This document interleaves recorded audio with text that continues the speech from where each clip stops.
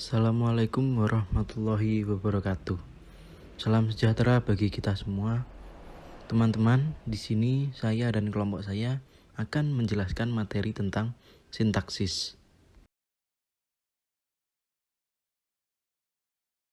Kelompok kami beranggotakan Dwinta Oktavia, Estri Nurhasanah, Verlina Ika, Yasifa Nuraini, dan saya sendiri Muhammad Zaidan Baroki Asani. Pengertian. Kata sintaksis berasal dari bahasa Yunani, yaitu sun yang berarti dengan dan kata tatein yang berarti menempatkan. Jadi, secara etimologi berarti menempatkan bersama-sama kata-kata menjadi kelompok kata atau kalimat.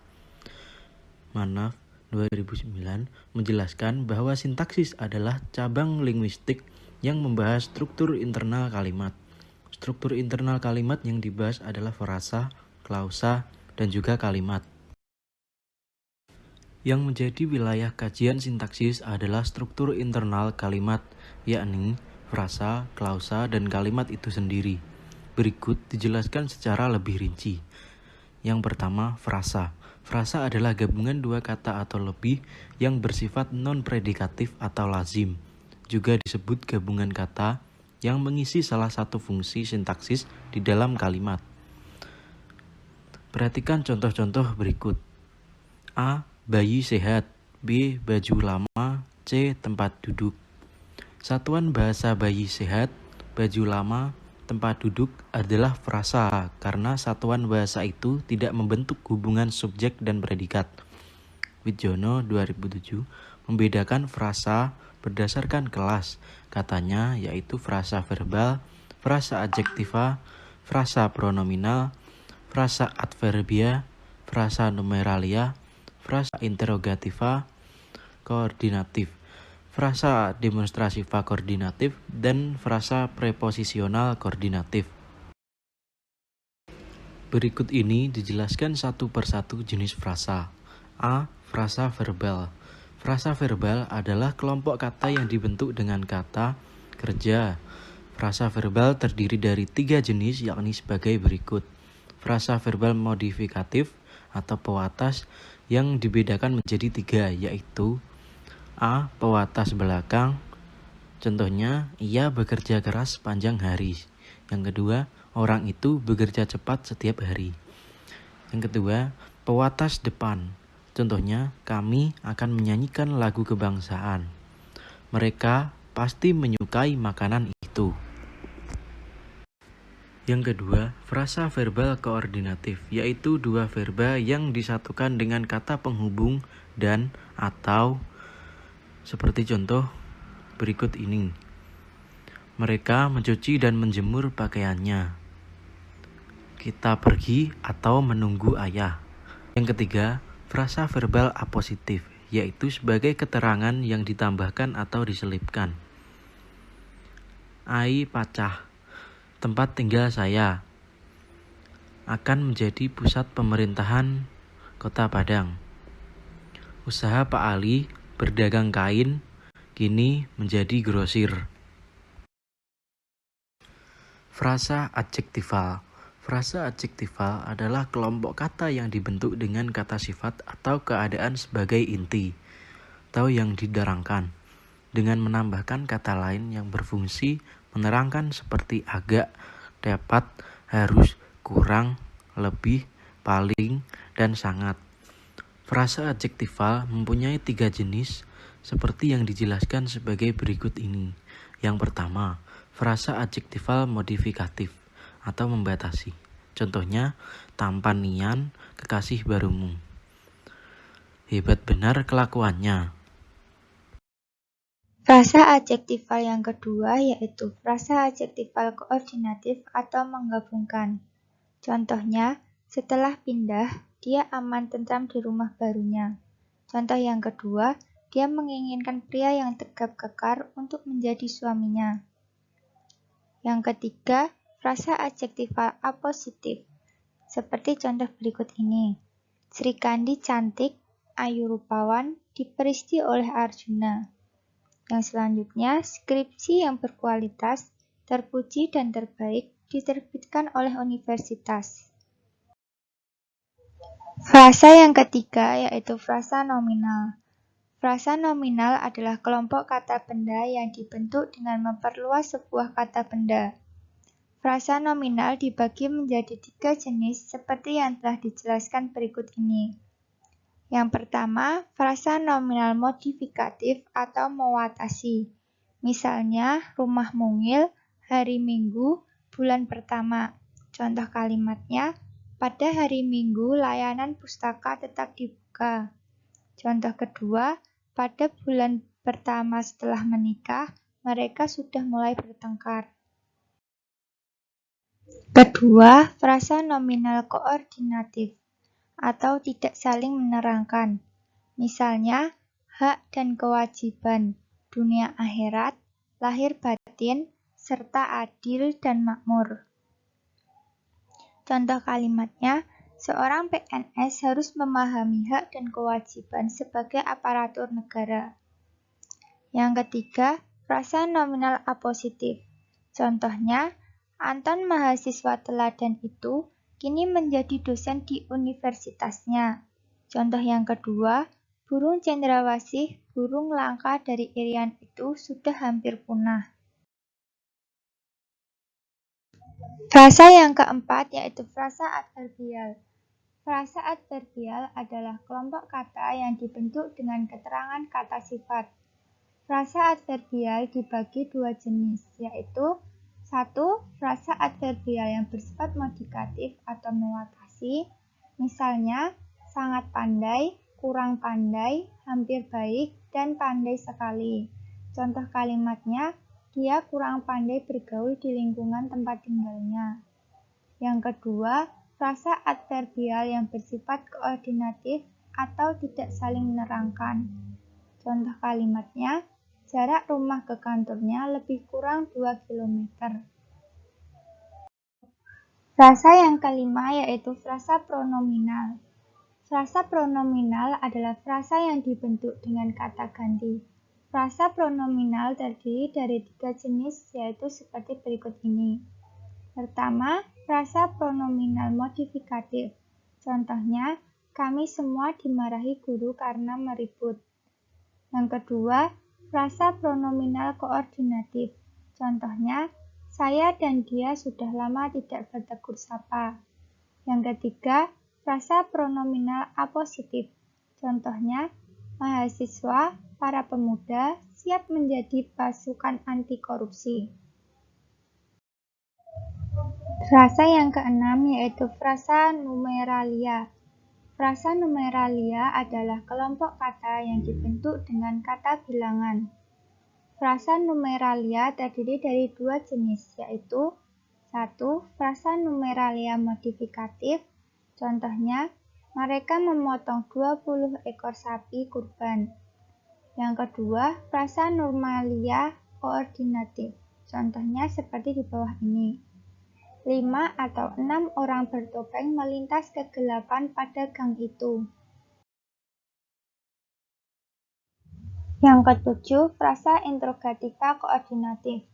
Frasa interrogativa koordinatif adalah frasa yang berintikan pada kata tanya. Jawaban apa atau siapa merupakan ciri subjek kalimat. Jawaban mengapa atau bagaimana merupakan pertanda jawaban predikat. Yang ke-8, frasa demonstrativa koordinatif. Frasa demonstrativa koordinatif adalah frasa yang dibentuk dengan 2 kata yang tidak saling menerangkan. Contohnya, saya memakai baju ini atau itu tidak masalah. Saya bekerja di sana atau di sini sama saja. Lalu yang terakhir ada frasa proporsional koordinatif. Frasa ini dibentuk dari kata depan dan tidak saling menerangkan. Contohnya, perjalanan kami dari dan ke Bandung memerlukan waktu 6 jam.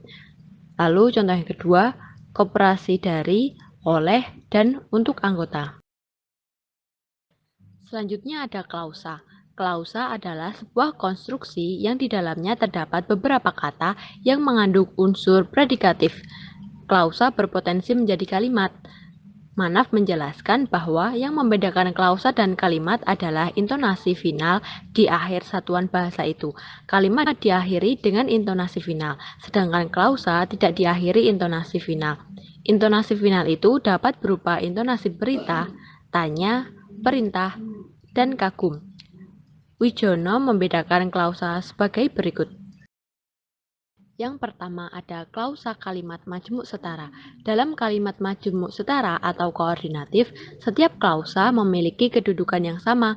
Kalimat majemuk koordinatif dibangun dengan dua klausa atau lebih yang tidak saling menerangkan. Contohnya, Rima membaca kompas dan adiknya bermain catur. Klausa pertama, Rima membaca kompas. Klausa kedua, adiknya bermain catur. Keduanya tidak saling menerangkan. Yang kedua yaitu klausa kalimat majemuk bertingkat. Kalimat majemuk bertingkat dibangun dengan klausa yang berfungsi menerangkan klausa lainnya. Contohnya, orang itu pindah ke Jakarta setelah suaminya bekerja di Bank Indonesia. Klausa orang itu pindah ke Jakarta sebagai klausa utama. Lazim disebut dengan induk kalimat.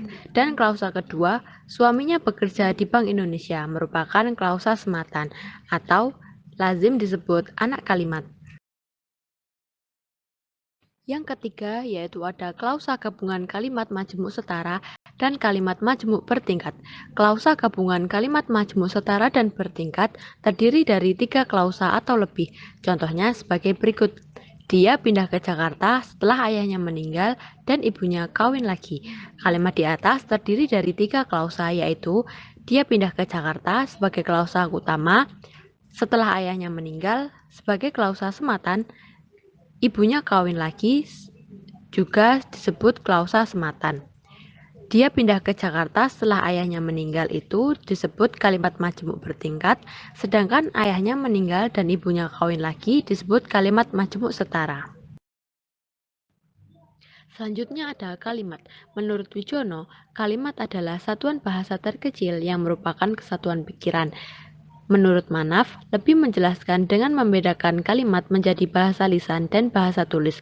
Dalam bahasa lisan, kalimat adalah satuan bahasa yang mempunyai ciri sebagai berikut. Ciri yang pertama, satuan bahasa yang terbentuk atas gabungan kata dengan kata, gabungan kata dengan frasa, atau gabungan frasa dengan frasa yang minimal berupa sebuah klausa bebas yang minimal mengandung satu subjek dan predikat. Ciri yang kedua yaitu satuan bahasa itu didahului oleh suatu kesenyapan awal, diselingi atau tidak diselingi oleh kesenyapan antara, dan diakhiri dengan kesenyapan akhir yang berupa intonasi final, yaitu intonasi berita, tanya, intonasi perintah, dan intonasi kagum. Dalam bahasa tulis, kalimat adalah satuan bahasa yang diawali oleh huruf kapital, diselingi atau tidak diselingi tanda koma, titik dua, atau titik koma dan diakhiri dengan intonasi final yaitu tanda titik, tanda tanya, atau tanda seru. Adapun ciri-ciri kalimat menurut Wijono, yang pertama, dalam bahasa lisan diawali dengan kesenyapan dan diakhiri dengan kesenyapan. Dalam bahasa tulis diawali dengan huruf kapital dan diakhiri dengan tanda titik, tanda tanya, atau tanda seru. Yang kedua, sekurang-kurangnya terdiri dari atas subjek dan predikat. Yang ketiga, predikat transitif disertai objek, predikat intransitif dapat disertai pelengkap. Yang keempat, mengandung pikiran yang utuh. Yang kelima, mengandung urutan logis setiap satu atau kelompok kata yang mendukung fungsi, subjek, predikat, objek, dan keterangan disusun dalam satuan menurut fungsinya. Yang kelima, mengandung satuan makna, ide, atau pesan yang jelas. Yang terakhir, dalam paragraf yang terdiri dari 2 kalimat atau lebih, kalimat-kalimat disusun dalam satuan makna pikiran yang saling berhubungan. Fungsi sintaksis dalam kalimat. Fungsi sintaksis pada hakikatnya adalah tempat atau laci yang dapat diisi oleh bentuk bahasa tertentu. Wujud fungsi sintaksis adalah subjek, predikat, objek, pelengkap, dan keterangan. Tidak semua kalimat harus mengandung semua unsur fungsi sintaksis. Unsur fungsi sintaksis yang harus ada dalam setiap kalimat adalah subjek dan predikat, sedangkan unsur lainnya merupakan penunjang dalam sebuah kalimat. Fungsi sintaksis akan dijelaskan berikut ini. Yang pertama, subjek. Fungsi subjek merupakan pokok dalam sebuah kalimat. Pokok kalimat itu akan dibicarakan oleh fungsi sintaksis lain, yaitu predikat. Ciri-ciri subjek adalah sebagai berikut ini. 1. Jawaban apa atau siapa. 2. Dapat didahului oleh kata bahwa. 3. Berupa kata atau frasa benda. 4. Dapat disertai oleh kata ini atau itu. 5. Dapat disertai pewatas yang. 6. Tidak didahului oleh preposisi di, dalam, kepada, bagi, untuk, dan lain-lain. 7. Tidak dapat diingkarkan dengan kata tidak, tetapi dapat diingkarkan dengan kata bukan. Hubungan subjek dan predikat dapat dilihat pada contoh-contoh di bawah ini. 1. Adik bermain. Adik sebagai subjek dan bermain sebagai predikat. Kemudian, ibu memasak. Ibu sebagai subjek, memasak sebagai predikat. Yang kedua adalah predikat. Predikat merupakan unsur yang membicarakan atau menjelaskan pokok kalimat atau subjek. Hubungan predikat dan pokok kalimat dapat dilihat pada contoh-contoh di bawah ini. 1. Adik bermain. Adik adalah pokok kalimat, dan bermain adalah yang menjelaskan pokok kalimat. 2. Ibu memasak. Ibu adalah pokok kalimat, sedangkan memasak adalah yang menjelaskan pokok kalimat. Predikat mempunyai ciri-ciri sebagai berikut. 1. Predikat merupakan bagian kalimat yang menjelaskan pokok kalimat. 2. Dalam kalimat susun biasa, predikat berada langsung di belakang subjek. 3. Predikat umumnya diisi oleh verba atau frasa verba. 4. Dalam kalimat susun biasa, predikat berintonasi lebih rendah. 5. Predikat merupakan unsur kalimat yang mendapatkan partikel lah. 6. Predikat merupakan jawaban dari pertanyaan apa yang dilakukan atau bagaimana. Yang ketiga adalah objek. Fungsi objek adalah unsur kalimat yang kehadirannya dituntut oleh verba transitif pengisi predikat dalam kalimat aktif. Objek dapat dikenali dengan melihat verba transitif pengisi predikat yang mendahulunya, seperti yang terlihat pada contoh di bawah ini. 1. Dosen menerangkan materi. Dosen sebagai subjek, menerangkan sebagai predikat dengan verba transitif, dan materi sebagai objek. Kemudian, ibu menyuapi adik. Ibu sebagai subjek, menyuapi sebagai predikat dengan verba transitif, dan adik sebagai objek. Objek memiliki ciri-ciri sebagai berikut, yaitu berupa nominal atau frasa nominal seperti contoh berikut. Ayah membaca koran. Koran adalah bentuk dari nomina. Kemudian, adik memakai tas baru. Tas baru merupakan bentuk dari frasa nominal. Selanjutnya, berada langsung di belakang predikat yang diisi oleh verba transitif. Seperti pada contoh berikut ini. Ibu memarahi kakak. Memarahi merupakan verba transitif. Kemudian, guru membacakan pengumuman. Membacakan merupakan verba transitif. Selanjutnya, dapat diganti enklitiknya ku atau mu, seperti contoh berikut. Kepala sekolah mengundang wali murid. Kepala sekolah sebagai subjek, mengundang sebagai predikat, dan wali murid sebagai objek. Kepala sekolah mengundangnya. Kepala sekolah sebagai subjek, mengundangnya sebagai predikat dan objek. Objek dapat menggantikan kedudukan subjek ketika kalimat aktif transitif dipasifkan, seperti contoh berikut. Ani membaca buku. Ani sebagai subjek, membaca sebagai predikat, buku sebagai objek. Buku dibaca Ani. Buku sebagai subjek, dibaca sebagai predikat, Ani sebagai pelengkap. Yang keempat, pelengkap. Pelengkap adalah unsur kalimat yang berfungsi melengkapi informasi, menghususkan objek, dan melengkapi struktur kalimat. Pelengkap bentuknya mirip dengan objek karena sama-sama diisi oleh nomina atau frasa nominal, dan keduanya berpotensi untuk berada langsung di belakang predikat. Kemiripan antara objek dan pelengkap dapat dilihat pada contoh berikut. Buminah berdagang sayur di pasar pagi. Buminah sebagai subjek, berdagang sebagai predikat, sayur sebagai pelengkap, di pasar pagi sebagai keterangan. Buminah menjual sayur di pasar pagi. Buminah sebagai subjek, menjual sebagai predikat, sayur sebagai objek, di pasar pagi sebagai keterangan. Pelengkap mempunyai ciri-ciri sebagai berikut. Kehadirannya dituntut oleh predikat aktif yang diisi oleh verba yang dilekati oleh prefiks ber, dan predikat pasif yang diisi oleh verba yang dilekati oleh prefiks di atau ter, sebagai contoh berikut. Buminah berjualan sayur di pasar pagi. Buminah sebagai subjek, berjualan sebagai predikat, sayur sebagai pelengkap, di pasar pagi sebagai keterangan. Buku dibaca Ani, buku sebagai subjek, dibaca sebagai predikat, Ani sebagai pelengkap. Satuan bahasa pengisi pelengkap dalam kalimat aktif tidak mampu menduduki fungsi subjek apabila kalimat itu dijadikan kalimat pasif seperti contoh berikut. Pancasila merupakan dasar negara. Pancasila sebagai subjek merupakan sebagai predikat, dasar negara sebagai pelengkap. Pelengkap merupakan fungsi kalimat yang kehadirannya dituntut oleh verba ditransitif pengisi predikat seperti contoh berikut. Ayah membelikan adik mainan. Ayah sebagai subjek, membelikan sebagai predikat, adik sebagai objek, mainan sebagai pelengkap. Membelikan adalah verba ditransitif. Pelengkap merupakan unsur kalimat yang kehadirannya mengikuti predikat yang diisi oleh verba adalah, ialah, merupakan, dan menjadi. Seperti contoh berikut. Budi menjadi siswa teladan.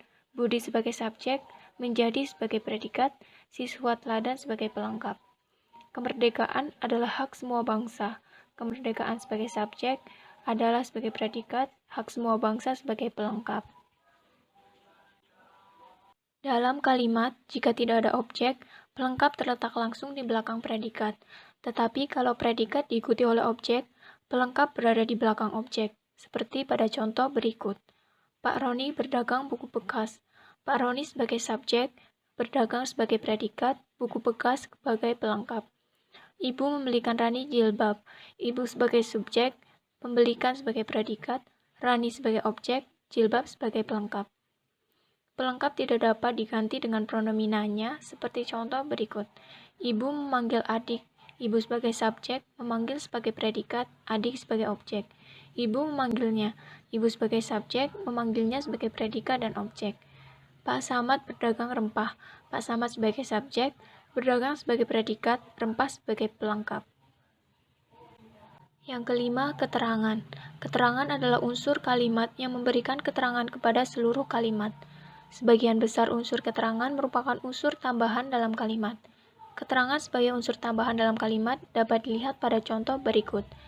Ibu membeli kue di pasar. Ibu sebagai subjek, membeli sebagai predikat, kue sebagai objek, di pasar sebagai keterangan tempat. Ayah menonton TV tadi pagi. Ayah sebagai subjek, menonton sebagai predikat, TV sebagai objek, tadi pagi sebagai keterangan waktu. Keterangan mempunyai ciri-ciri sebagai berikut. Umumnya merupakan keterangan tambahan atau unsur yang tidak wajib dalam kalimat. Dapat berpindah tempat tanpa merusak struktur dan makna kalimat. Diisi oleh adverbia, adjektiva, frasa adverbial, frasa adjektival, dan klausa terikat. Manaf membedakan keterangan menjadi beberapa jenis, yakni keterangan tempat, waktu, alat, cara, penyerta, perbandingan, sebab, akibat, syarat, pengandaian, atributif. Demikian yang dapat kami sampaikan. Mohon maaf apabila ada kesalahan dalam pengucapan kata. Apabila ada pertanyaan, silahkan tulis di kolom komentar. Terima kasih. Wassalamualaikum warahmatullahi wabarakatuh.